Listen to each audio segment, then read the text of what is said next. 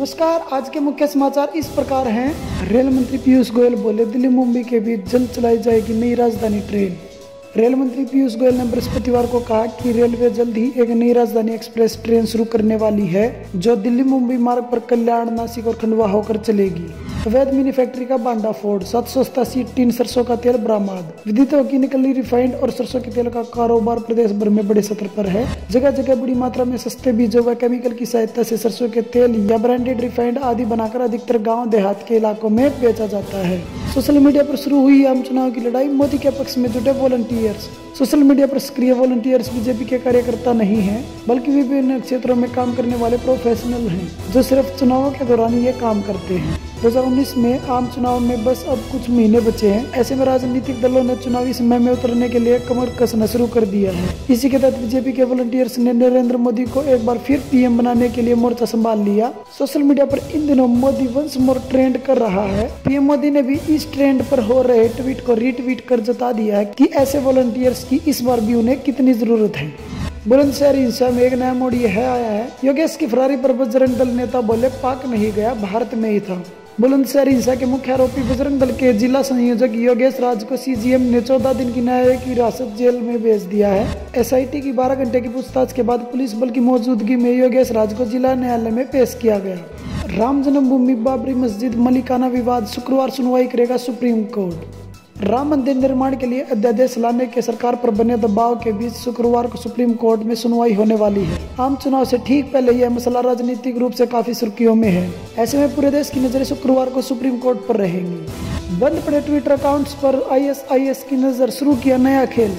एक दशक पुरानी खामियों का फायदा उठाते हुए हैकर्स ने इस्लामिक स्टेट के प्रचार प्रसार के लिए इस्तेमाल न किए जा रहे ट्विटर अकाउंट्स को हैक कर उनका इस्तेमाल करना शुरू कर दिया है।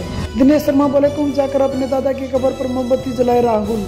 उत्तर प्रदेश के डेप्यूटी सीएम दिनेश शर्मा ने गुरुवार को राहुल गांधी पर निशाना साधते हुए कहा कि कांग्रेस अध्यक्ष को प्रयागराज में आयोजित होने जा रहे महाकुंभ मेले में जाना चाहिए और अपने दादा फिरोज गांधी की कब्र पर मोमबत्ती जलानी चाहिए। कृषि कर्ज माफी से शराब कंपनियों को लग सकता है बड़ा झटका। राज्य सरकारें कर्ज माफी से पड़ने वाले आर्थिक बोझ का भार शराब पर टैक्स वसूली से कम कर सकती हैं। टैक्स में वृद्धि का शराब की मांग पर असर होगा, क्योंकि कंपनियां अतिरिक्त लेवी ग्राहकों से वसूलेंगी।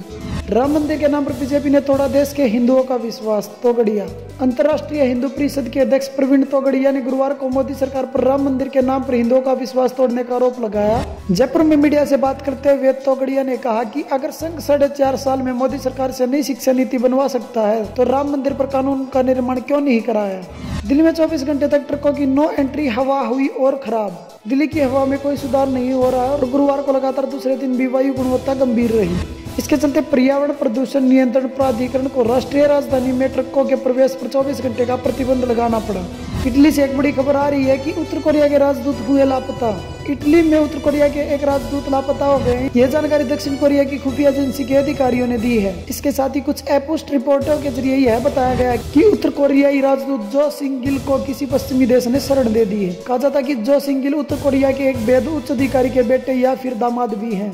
एचएस फुल्का ने आम आदमी पार्टी छोड़ी। आम आदमी पार्टी के वरिष्ठ नेता और वकील एचएस फुल्का ने पार्टी से इस्तीफा दे दिया है। फुल्का पिछले 3 दशकों से कोर्ट में 1984 के सिख विरोधी दंगों के केस लड़ रहे थे। फुल्का ने दिल्ली के मुख्यमंत्री और आम आदमी पार्टी के संयोजक अरविंद केजरीवाल को अपना इस्तीफा सौंपा। उन्होंने खुद ट्वीट कर अपने इस्तीफे की जानकारी दी और कहा कि वह इस मामले में शुक्रवार को दिल्ली के प्रेस क्लब में प्रेस कॉन्फ्रेंस करके कारण बताएंगे। मध्य प्रदेश से एक बड़ी खबर यह आ रही है कि कांग्रेस सरकार ने आपातकाल के दौरान जेल गए लोगों की पेंशन बंद कर दी है। मध्य प्रदेश में कांग्रेस की सरकार बनने के साथ ही रोज नए नए फैसले लिए जा रहे हैं। इसकी वजह से वो लगातार विपक्षी पार्टी भाजपा के निशाने पर आ रही है। ऐसे ही एक नए फैसले के तहत राज्य सरकार ने एक आदेश जारी कर प्रदेश में मीसाबंदियों की पेंशन पर रोक लगा दी है। सरकार का कहना है कि इसका मकसद पेंशन को ज्यादा पारदर्शी बनाया जाना है। राज्य सरकार का यह भी कहना है कि इसके वेरिफिकेशन की जरूरत है। राफेल सौदा, राहुल गांधी की आक्रामकता तो ठीक है, पर नए तथ्यों का अभाव है। नजरिया, जब से राहुल गांधी ने कांग्रेस की कमान संभाली है, उनके पास संसद में स्वयं पर गर्व करने के उचित कारण हैं, क्योंकि उनके नेतृत्व में हाल में विधानसभा चुनाव में हिंदी भाषी राज्यों में बीजेपी को सत्ता से बाहर का रास्ता देखना पड़ा है।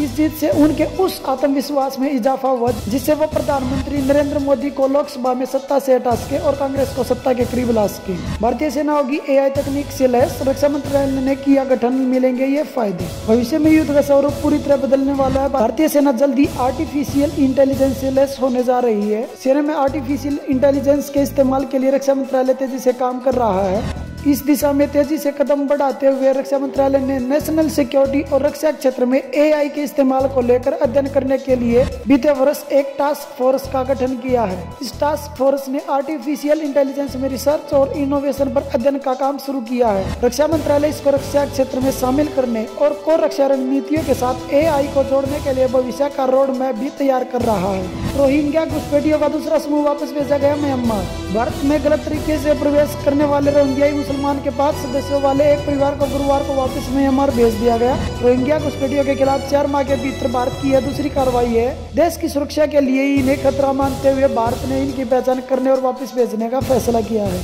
चांद पर फरवरी मध्य तक भेजा जा सकता है चंद्रयान 2।